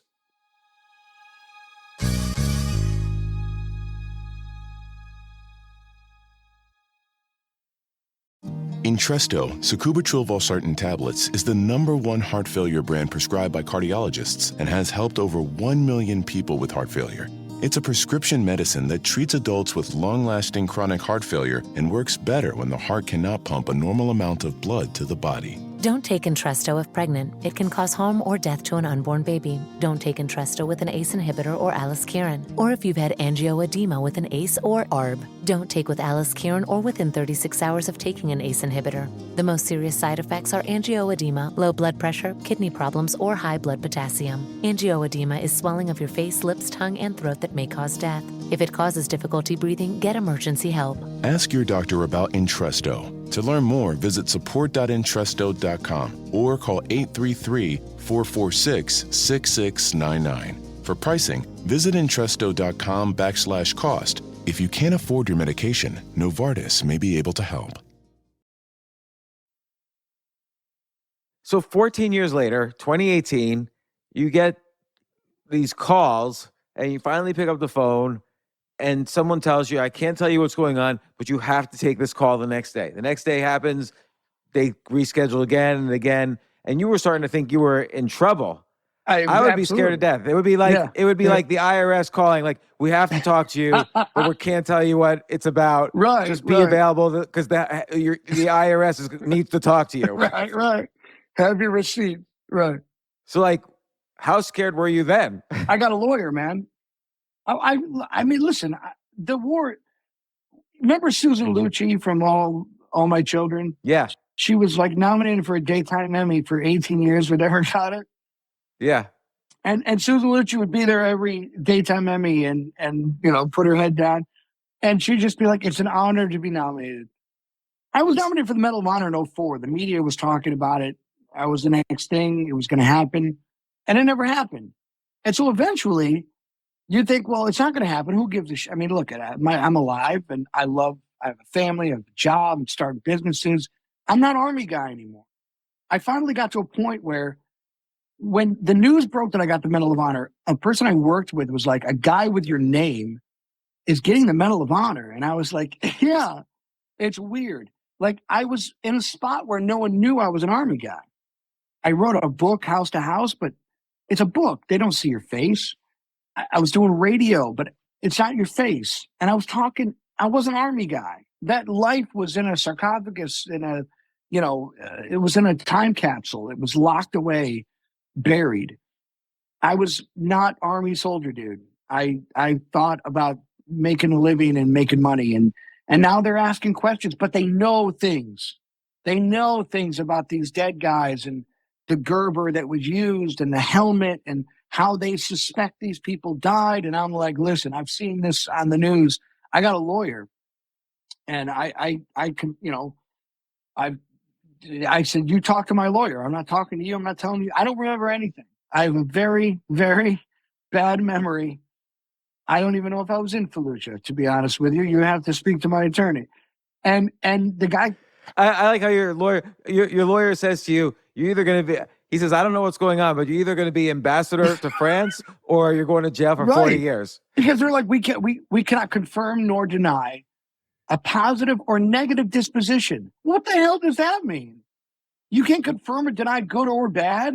How is news ever broken? I've got really good or bad there was an accident, James. Well, what happened? I can't confirm or deny positive or negative information. You'd punch an ER doctor in the face if they told Why you couldn't the that. government just? I want to know what's Yeah, why happening. couldn't the government just say, "Don't worry, this call's gonna be fine. Just relax."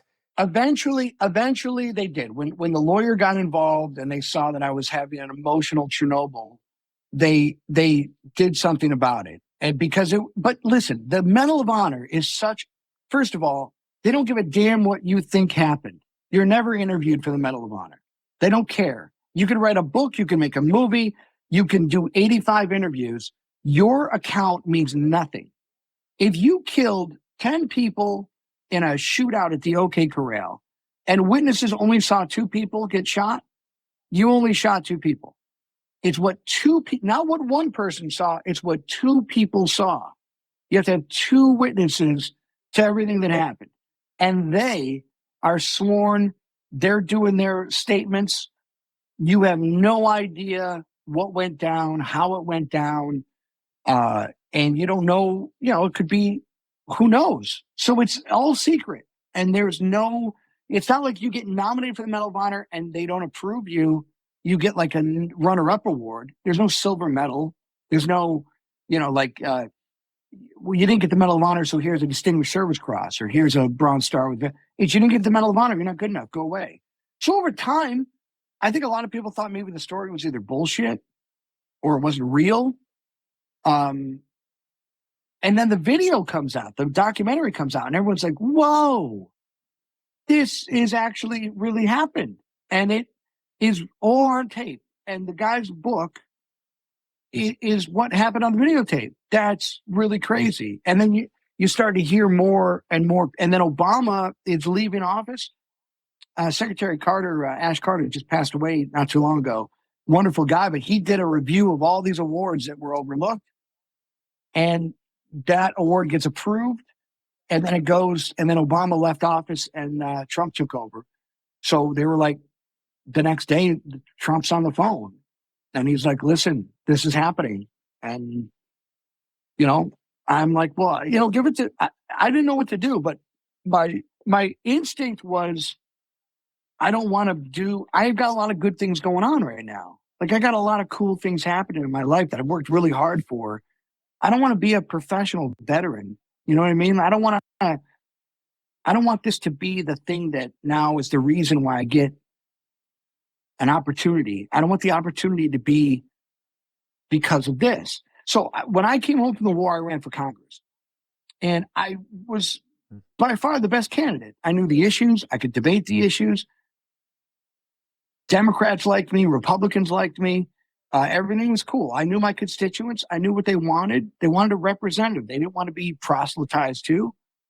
But money and big time guys who wanted to pay their way through, they went with the big money guys.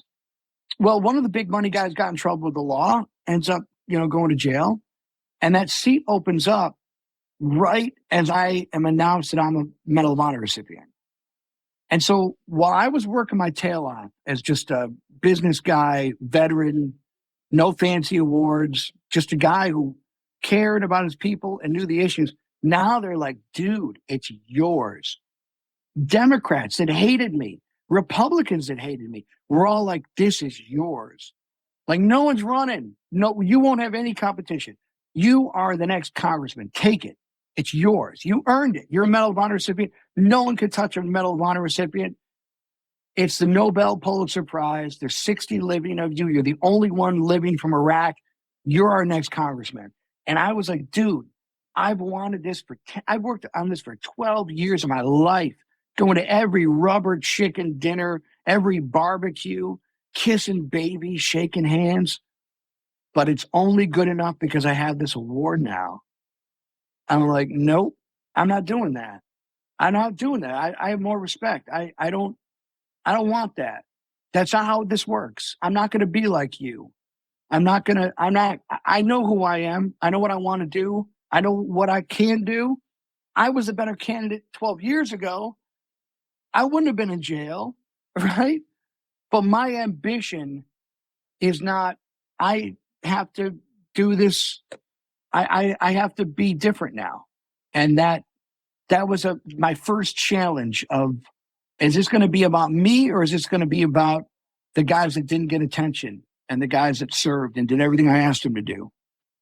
And so, when an opportunity came out to tell my Medal of Honor story, I wanted the book to be about my unit, the Ramrods, 2-2, 1st Infantry Division. You want to talk about the Medal of Honor? I want to talk about them. They are why I'm alive. They are black, they're white, they're gay, they're straight, they're Democrat, they're Republican, they're American soldiers. And we disagree, but we get things done. And we're not divisive. We're tribal, but our tribe is bigger than any other tribe because we have that in common, each other. We're looking out for each other. We're looking out for our nation. We don't fight because we hate the enemy. We don't hate China. We don't fight Russia because we hate Russia. We fight because we love America. We love each other. We love our way of life. That's what you fight for. That's what you bleed for and what you die for. You don't hate the enemy more than you love what you're defending. And if you make it about, you lose your soul. I felt myself having a road to Damascus moment where it's like, wow, all these opportunities I wanted so bad, investment opportunity, guy liked my idea 6 months ago, but now that I'm a Medal of Honor recipient, he wants me on his board and he wants me to do this and I can expand and I can hire more and I could, wow. Or I could do everything I was doing before, but just change the focus. When the attention comes to you, bring it to the people that don't get it. And you're going to find that social media follower world that I've avoided. You can follow me on Go to Hell. I don't want you to follow me. I want you to join the army, serve your country, be decent to people, get involved in civic things. That's my social media. Do you think, though, being a congressman could have expanded that voice for you? No, I think it would have polluted it. I think it would have become, you're an R, you're a D, you're a Trump guy, you're an anti-Trump guy. You're about you. Your ideas are so great.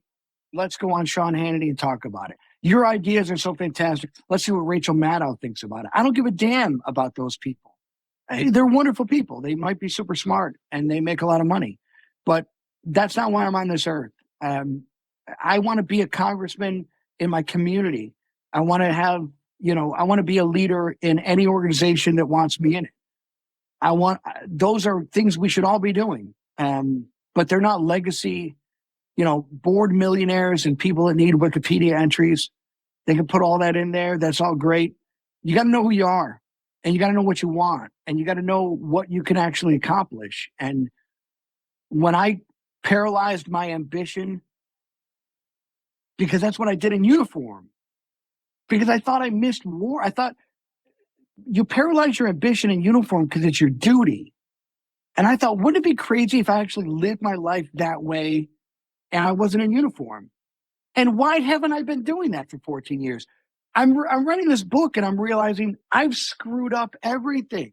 There were people in my life, loyal and decent, that I loved, that I turned my back on because I had to do something that the world would see as acceptable, that the army would be happy with, or that other people would say, wow, that guy's pretty cool. I should follow him on Twitter. And yet I wasn't, I didn't know who I was. And I lost my sense of what was important and what my compass was. And this moment, which you would think you're going to go eat shrimp and go, join the cast of Yellowstone, what I mean? Do a TLC show, my Medal of Honor life, start a reality show. And I'm like, no, now's the opportunity to actually prove once again, I have good people in my life. I have people I love and I'm proud of, and I want to be with them. And I have 40 guys from my unit and Gold Star parents that lost their sons. And I want to be in their lives too. I don't want to, they broke this time capsule for me. I didn't ask for this. You put this on my plate. Guess what? If I'm going to live every year for the rest of my life in 2004, I'm going to remind you of the people that got me through it and the people I love and admire. And so we're doing it together, and it's changed my life for the better. And I love the title of the book is, of course, Remember the Ramrods. Like, these are the people who were there with you. And the implication is they all kind of are part of this Medal of Honor with you, and you're giving them that respect. And so what's next for you now? Like, what do you see as the future if it's not, a TLC reality show? I'm running for U.S. Senate. And no, I said screw the House. Bigger is better. I'm announcing on the 15th my candidacy. No, so I did a radio show in my hometown of Buffalo, and I've been doing that for like the last 7 years, and I love it. I love being from Buffalo. I'm super proud to be from a great part of working class blue collar people. But I really am addicted to discourse. I think that we do confrontation really bad in America, where I can disagree with you, but I have to like dominate you or proselytize that it's evangelical. When I talk about the way I see the world, that it's somehow evangelical, that I need to convert you to my side. I discovered that, radio is very much like a barracks in the army where half of the people love you, half of the people hate you. If they don't have good information, they're going to put out whatever information they can. So, you've got, people talking about how broomsticks are standing up because of the lunar cycle we're in. You've got, wrestling is fake and wrestling's real, the space program's fake, and, all these different people in between of how crazy the world has become. And yet, it's not really fascinating what people think, but how they think. I love having debates, whether it's, any of the touchstone issues that could drive people crazy. And it's, okay, so you're pro-choice, you're pro-life. I'm bored with that. I don't really care. Don't defend why you believe what you believe. Tell me how you got to that point, and tell me, why you believe that is worthy of calling into a radio show and screaming at the top of your lungs. Because ultimately what you'll find is that we're all selfish and we all have our reasons for what we believe. And so if you just took it to, you're a Yankee fan and I'm a Red Sox fan, I'm a Yankee fan, you're a Red Sox fan. I don't like your team. I think your team sucks. And I like it better when my team wins. But ultimately, what is the basis behind, if I'm right about an issue and you're wrong about an issue, does your agreeing with me make my issue what? Am I empowered that more people are going to think like me, and therefore it validates where I'm coming from? Is it a selfish exercise in ego and hubris, or is it really just about taking the time to listen?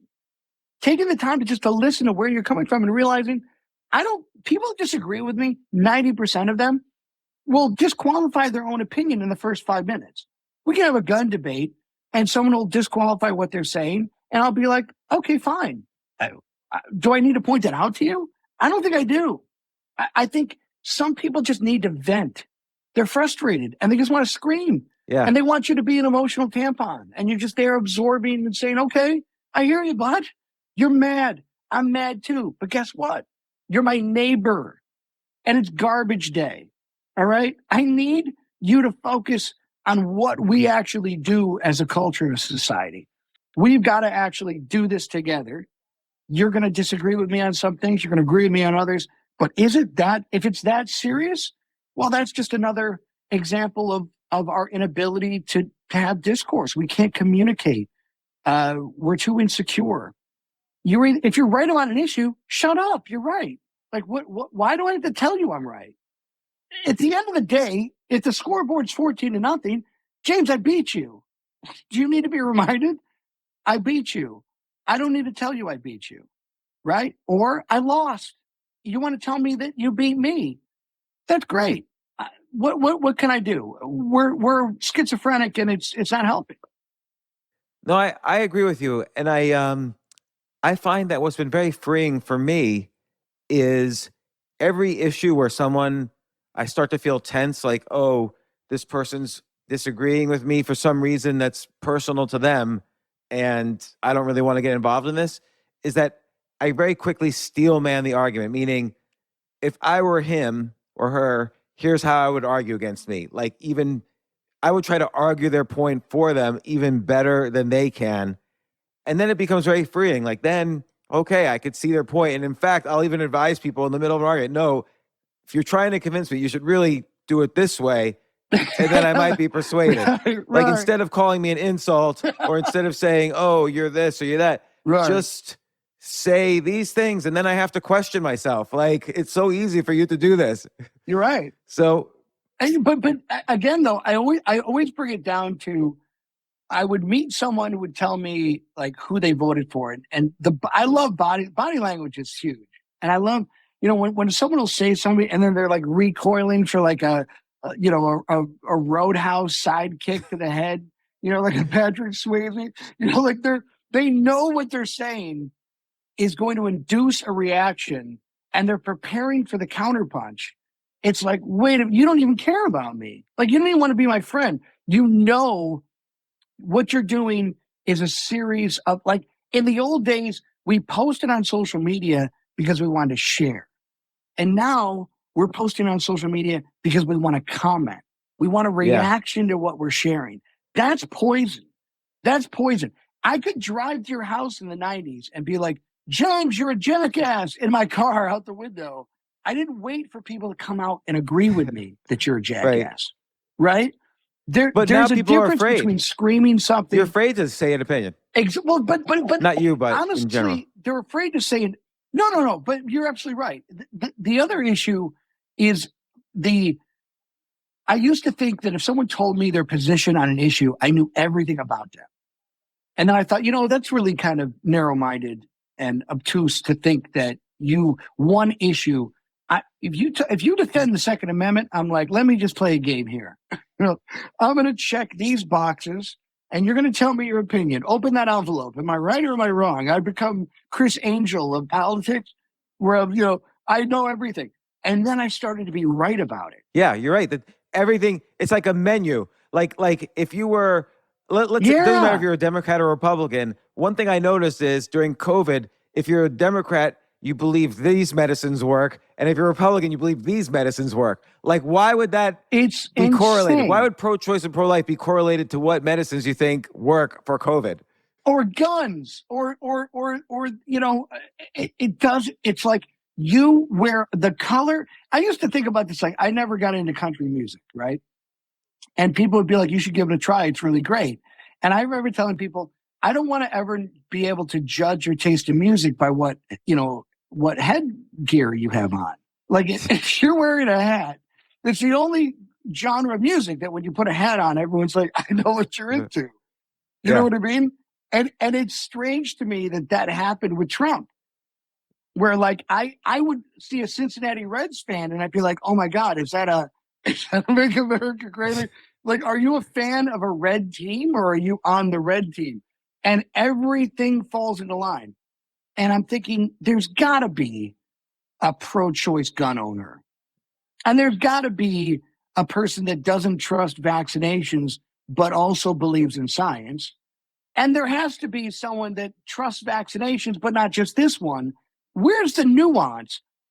Are we that stupid that we just believe a campaign commercial? Are we that lazy that we become like a USA Today pie graph generation? Or if it's not in a pie graph, you can't follow anything? You're right, but I could tell you just from my experience with podcasts and all the guests I've spoken to from such a wide range of backgrounds, and you probably have the same experience as a radio host, I think the majority of people agree with you, but only a small minority is allowed to be heard.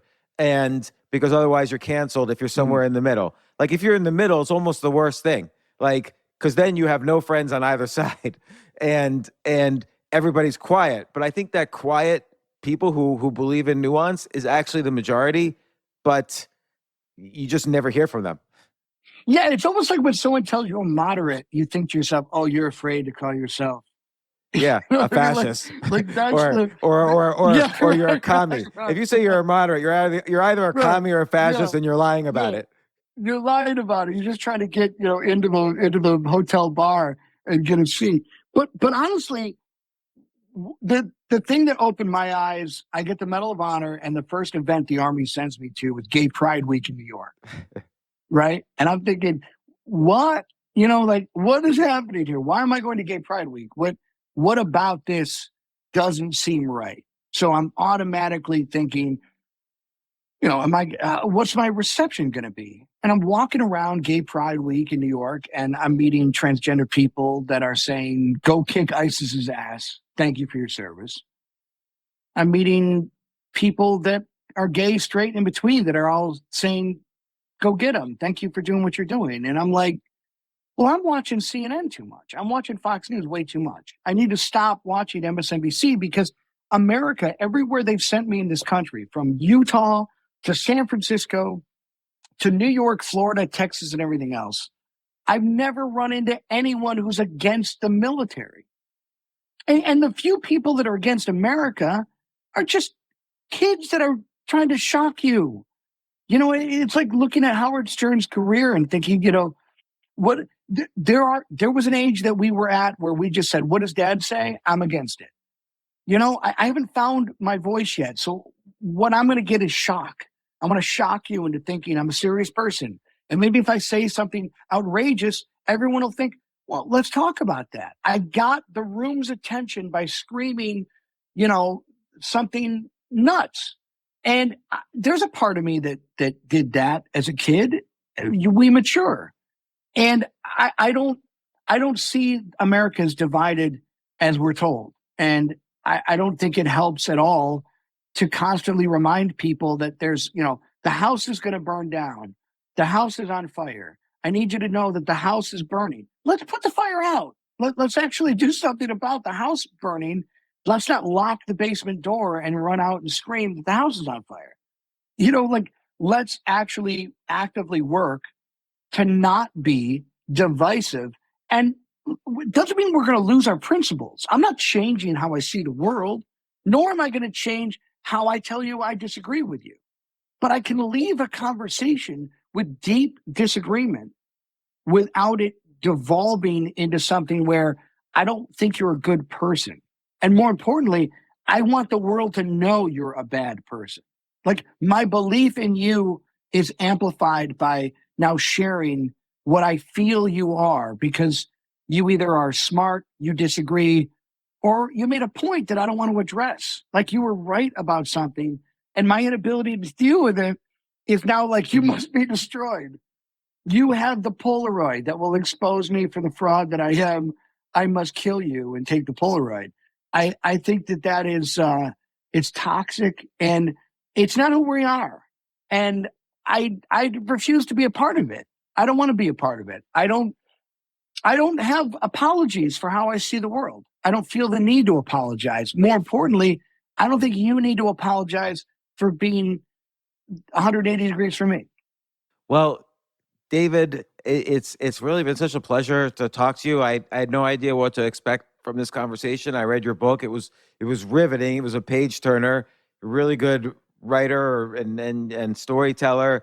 And you won the Medal of Honor for incredible acts of bravery. And I will tell you what they didn't tell you back in 2004, which is thank you for your service, because look, thank you for your continued service and putting yourself out there and dealing with these nuances that society is trying to ignore. And I think that's the bravest thing one can do right now from my limited perspective. Hey. So thank you.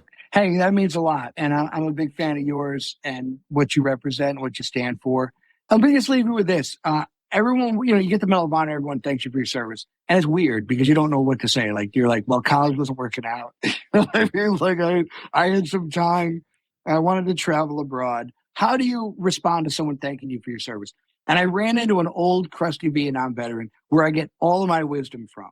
I can't ever question what my future is because the Vietnam generation did it before me, and they're navigating it. And they're amazing Americans. My favorite people are Vietnam veterans. And this Vietnam vet told me, the next time someone thanks you for your service, look them in the eye and tell them you're worth it. And that has fundamentally changed my life. And it's taken all the awkwardness and weirdness away. And it also breaks people's brains. It's like, you sneeze, someone says, God bless you, or you say like, Jesus loves you. It's like, wait a minute, I'm not prepared for that. I just sneezed. But when someone thanks you for your service and you look them in the eye and say you're worth it, to me, it changes the whole paradigm of what we're here to do. We all have a war. We all gone through adversity. We're all dealing with cancer, divorce, heartbreak, economic woes, whatever it is. And people every day find a reason to wake up and fight. We fight physically, we fight emotionally, spiritually, you name it. People are showing valor every day. And when you ask a veteran why they do what they do, it's because of you. It's because of this great experiment that we have. It's a beautiful thing. And it doesn't matter who the president is or what party is in charge. America is still the greatest thing that's ever happened, and we're going to keep it that way. I agree. And David Bellavia, author of Remember the Ramrods. Again, thank you so much for coming on the show and sharing your experiences. And I know people will enjoy this and learn from it. And I really appreciate you coming on. Thanks. Hey, thank you. Appreciate it.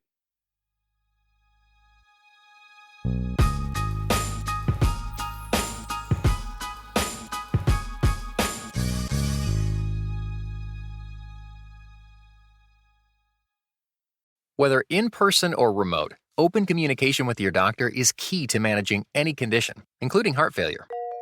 How have you been feeling? I'm okay. Both are great options to continue having open conversations with your doctor about how you're feeling. I've had less energy. And when you speak openly with your doctor, they're better equipped to help. Visit heartfailuretalks.com to learn more.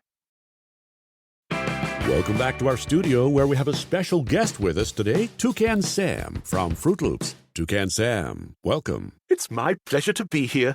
Oh, and it's Fruit Loops, just so you know. Fruit? Fruit. Yeah, fruit. No, it's Fruit Loops. The same way you say studio. That's not how we say it. Fruit Loops, find the loopy side.